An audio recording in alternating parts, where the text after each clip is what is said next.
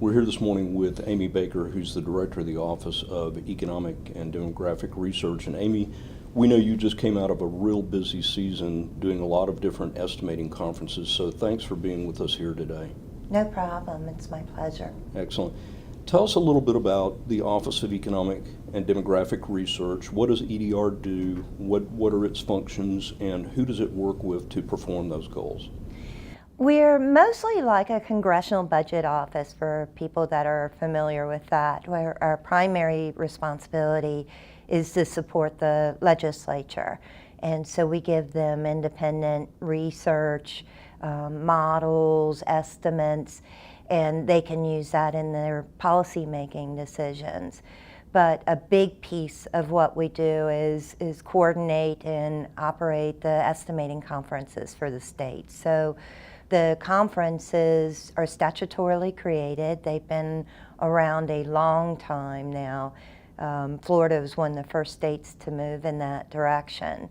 So when we started the conferences, they built gradually. So today we estimate everything from students that are in our public school system to state college system students to prisoners to Medicaid population, the economics of the nation in Florida, and then on into very specific estimates on revenue sources.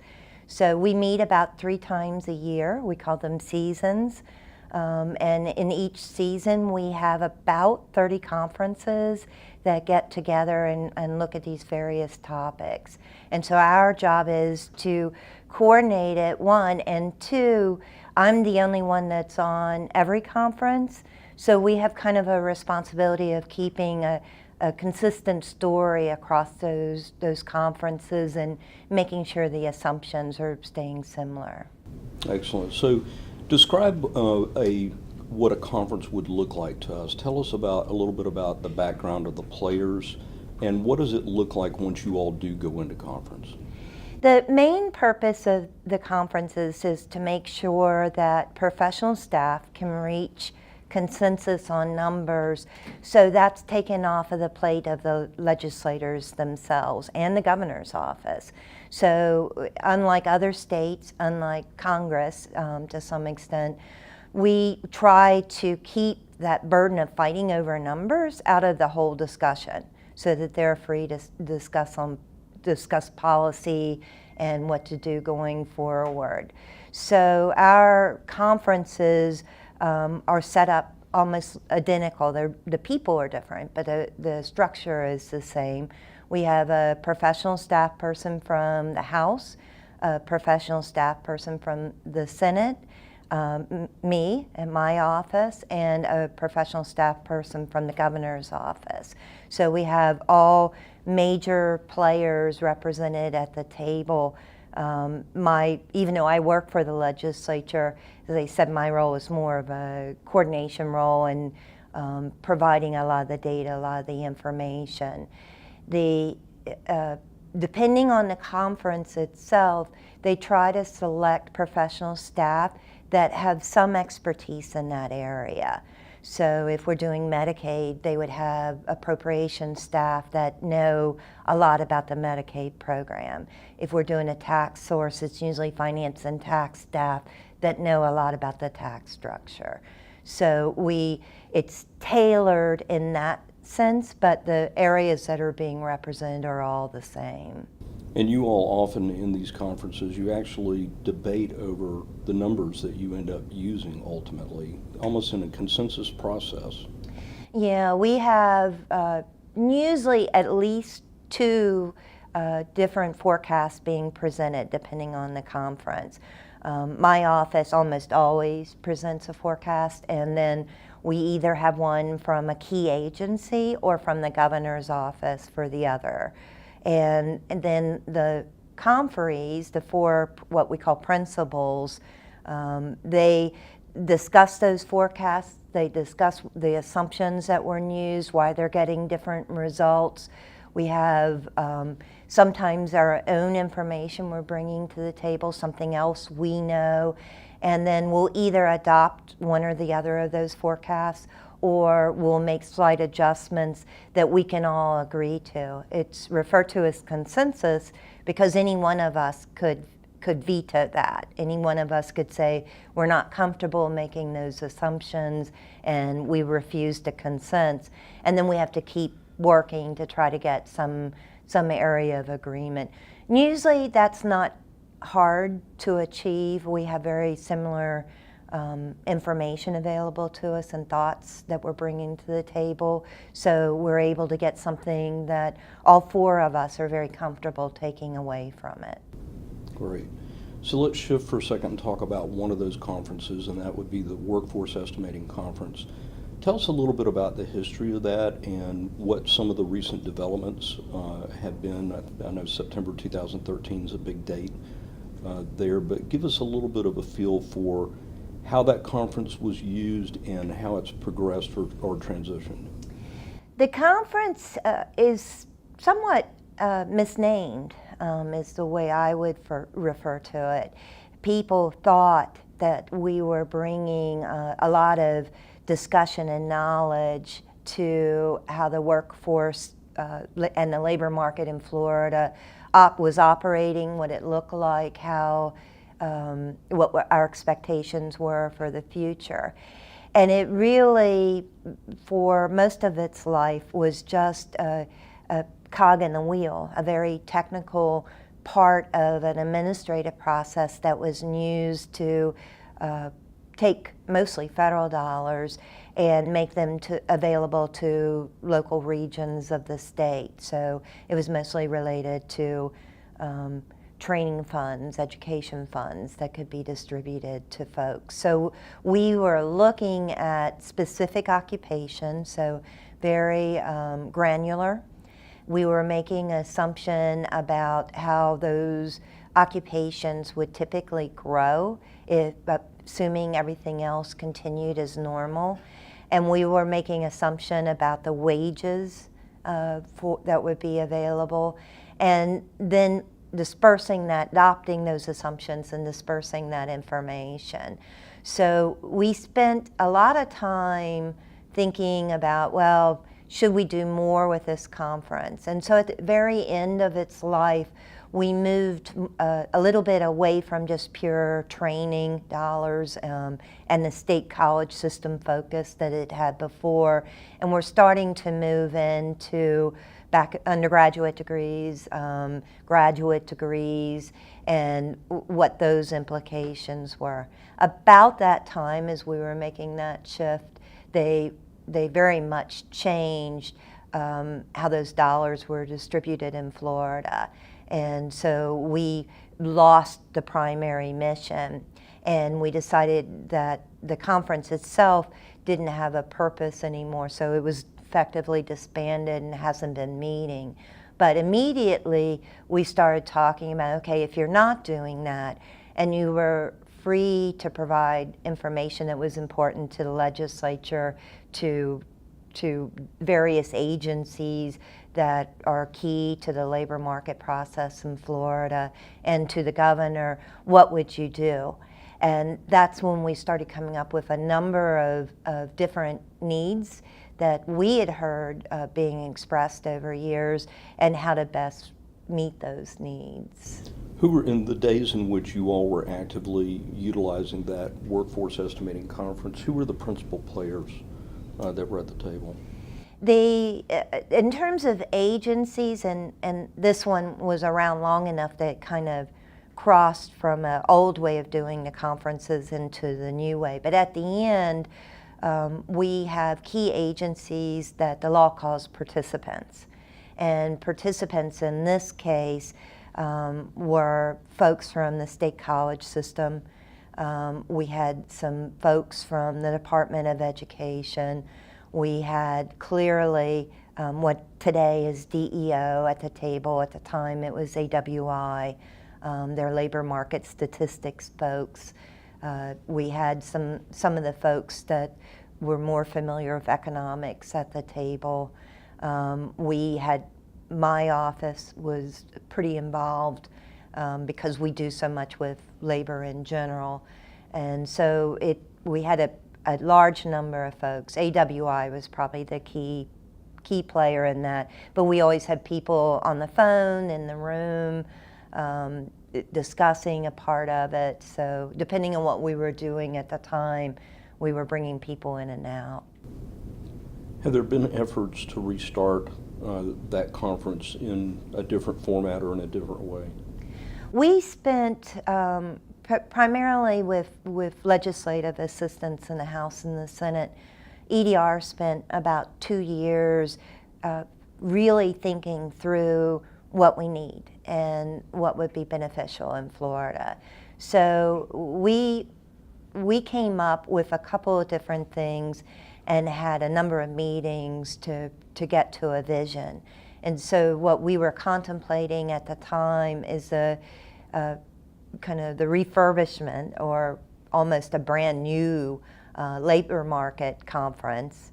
And that labor market conference would be responsible for a couple of different things. One, instead of just saying that Florida's occupations are going to continue to grow like they've been growing in the past, that we would actually independently estimate labor demand and labor supply. And so that is, it doesn't sound like it should be a change, but it is. So if you had shortages of people getting degrees in an area that would allow them to practice an occupation, that you would separately identify that from, oh, well, surgeons have always grown this way, so they're going to continue to grow that way. What we were trying to look at more is, well, how many surgeons would you need, and how many are we going to be graduating or moving into the state, and is there a gap? Are those pretty well aligned, or is there a gap forming there? And so we would still, in the underlying data, keep that granular focus on occupation or groups of occupations, but we would be estimating it not just it typically grows this way, but here's what our supply of labor is, here's what our demand for that labor is going to be, and is it adequate or not? And then trying to identify critical occupations to Florida's economy that look like down the road they'd be developing a problem, and trying to pinpoint when that problem is. Because what we found as we talked to the different substantive committees and the appropriations folks, that their lead time that they would need to deal with a problem was very, very different. So if it was an occupation that you really just needed a certificate from the state college system, you would be okay to work in it, the lead time can be fairly quick. It can turn around fairly rapidly. But if you were identifying a shortage in nurses or surgeons in a particular field, you have to deal with the university system, or nurses maybe the college system, but it's over a much longer period of time. You're talking about the need to get an undergraduate degree in some cases, and then graduate degrees. Clearly, if you're talking about surgeons, it's not just the time to get the education that you need, but to do residencies and the entire training field. So you're talking about years, even if you identified the issue today, before you could effectively try to make a difference in it. So that was one of the things that became very clear early on, is depending on where these shortages showed up and what occupations, it was going to require working with different parts of the system, whether it was university, the college systems, maybe the technical schools in Florida, maybe the high schools in Florida, and trying to bring them all together. One of the things that has been a hallmark of your very long-term public career has been your integrity and your impartiality towards all bodies and groups that are at the table. Tell us a little bit about what you believe are the barriers for putting back together a formal workforce estimating conference in which all the players would be at the table, and what would it look like to get folks at the table? I think one of the biggest, the conferences are all structured the same as we talked about. So you would have the four principals, House, Senate, Governor's Office, and EDR at the table.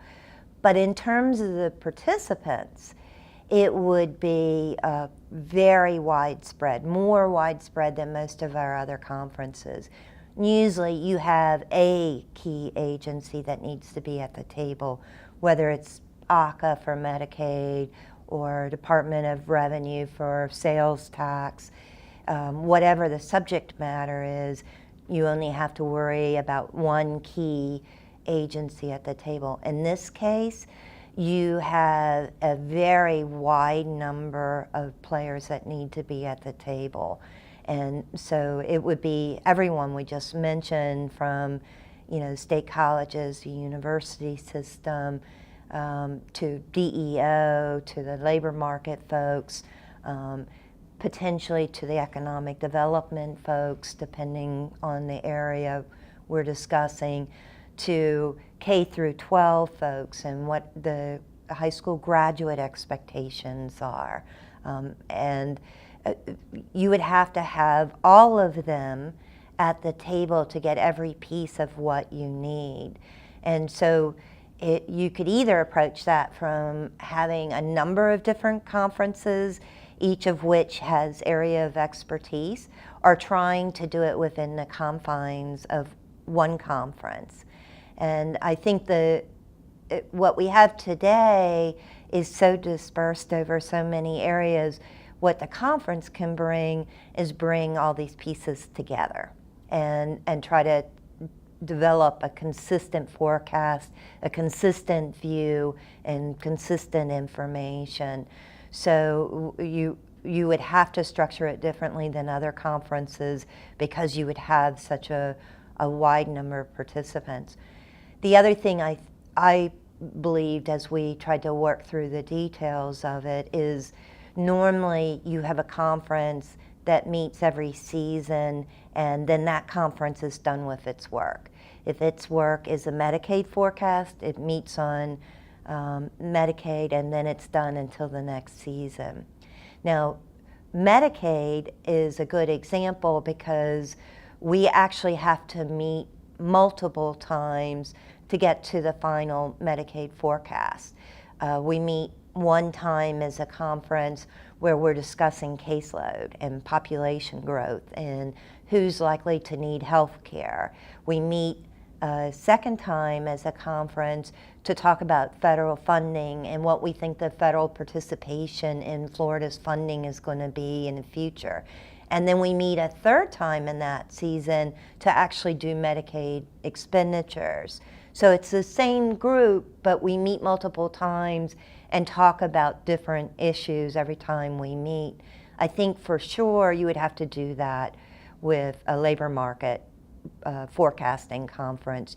You would have to meet one time to look at demand, another time to look at supply, and then probably a third time to break those pieces into the different key players, key actors that are responsible for those areas. So it would be one of those that didn't just meet one time. It would actually be meeting over 3-4 times a conference season.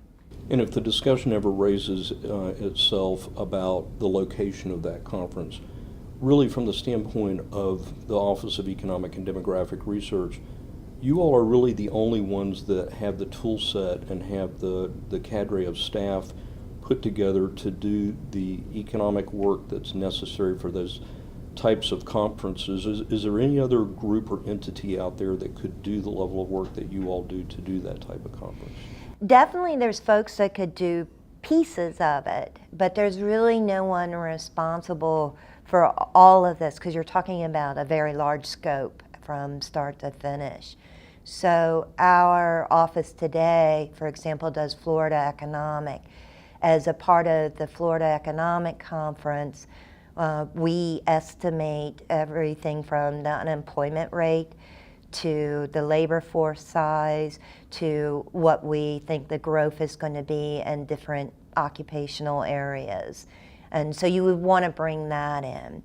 Our office is involved in the K through 12 system, and one of the things we estimate there is what how many graduates you're going to have through the K through 12 system each year. So you'd want to bring that in.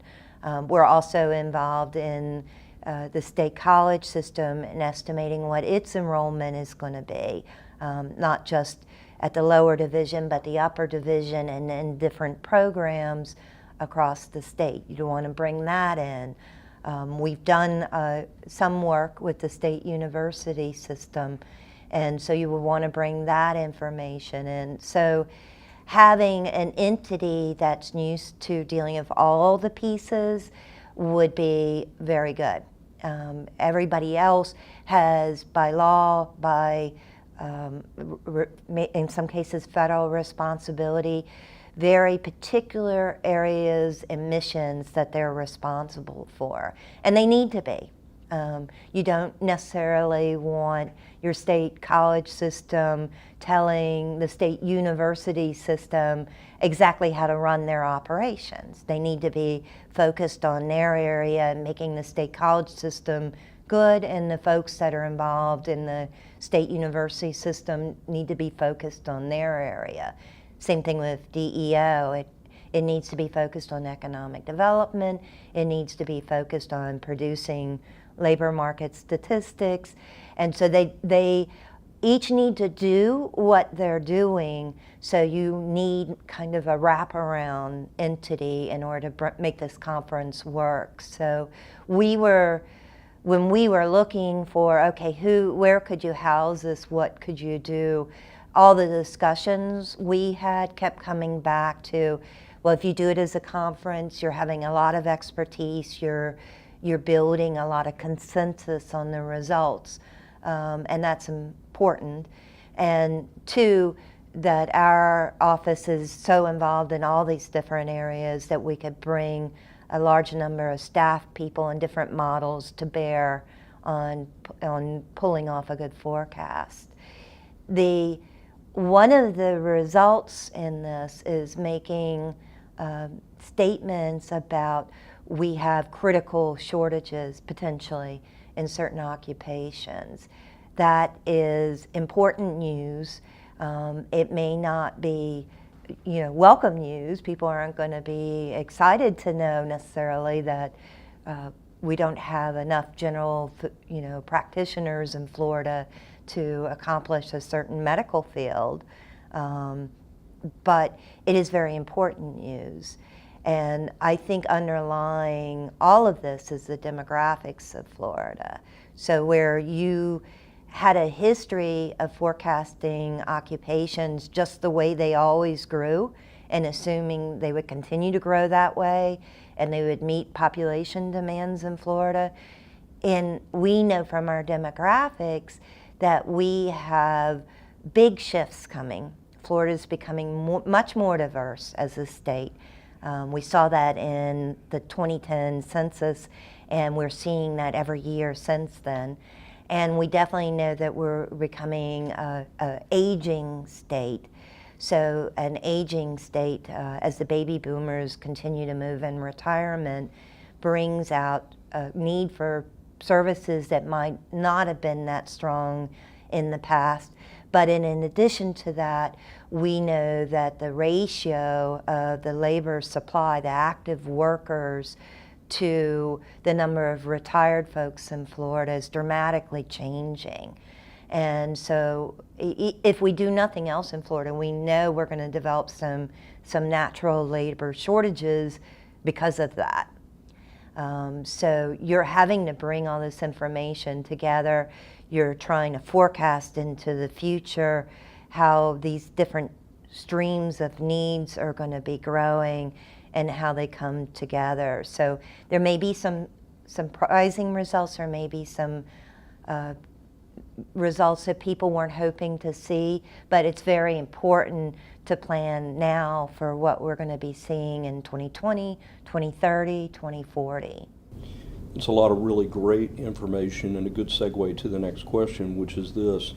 What does a state risk to the extent it doesn't have a good workforce estimating conference where all the players are at the table? Well, first I give you the warning that I'm an economist. And economists generally believe that the economies are robust and that given enough time, they're going to solve problems on their own. But the way they solve problems is not necessarily desirable. So if you have a shortage in a particular field, the economy left alone over a number of years is going to work so that the wages in that field increase enough that you can attract people to come and take those jobs. And so a couple of things about that. Why don't we just sit back and say, economy's robust, it'll take care of itself? Well, one reason is Florida has never been a high-wage state. We have very low pressures. So if we sat back and allowed Florida to use its most normal way of dealing with shortages in occupation, which is to upwardly push up the wage, it would be something that we're not used to at all in Florida in terms of our business sector, in terms of our view of ourselves, and in terms of how we've allowed our economy to operate. Very high wages are not a good solution to solving problems. So that's one thing. The second thing that I would say, so wages are disruptive if you use that as your primary tool. The second thing I would say is that we already know in EDR that one of the areas that we're going to see shortages in is healthcare. And that has a lot to do with the aging baby boom population that's going to need increasing numbers of healthcare services. So the problem is that Florida has a greater share of retired folks than any other states to begin with. So we have already had large numbers of folks that are retired and then over enough time moving into their 70s, their 80s when you start having a high need of services. But the baby boom population aging isn't unique to Florida. It is a national and to some degree a global problem. So if we did nothing and we hoped that wages would be the correcting force, we're going to be competing against every other state that would be doing exactly the same thing. So it is because of the demographic shift that's coming from baby boomers, we're going to see pressure that every other state is trying to resolve too. And so if we don't get ahead of the game, we're going to be behind it every step of the way. And we already talked about that the healthcare field has a large number of jobs that really require multiple years of education and training. So to be prepared for when we start seeing those problems in 2030, we need to start planning for that and acting now in order to get ahead of other states. They're going to be also trying to figure out how to attract these doctors. So I think the best way to grow Florida's economy and to avoid disruption is to look at these problems now, to start addressing them now and figuring out where these gaps are, where these holes are. So if the goal is to go ahead and move forward and restart or start a renewed effort on workforce estimating, what are the things that have to happen in order to move that ball forward from your perspective? The estimating conferences are established in law, So one part of it would be that you would at least need to reformat the conference that exists today that's not meeting, or to take it out and just put in a new conference that's focusing on Florida's labor market, including supply and demand.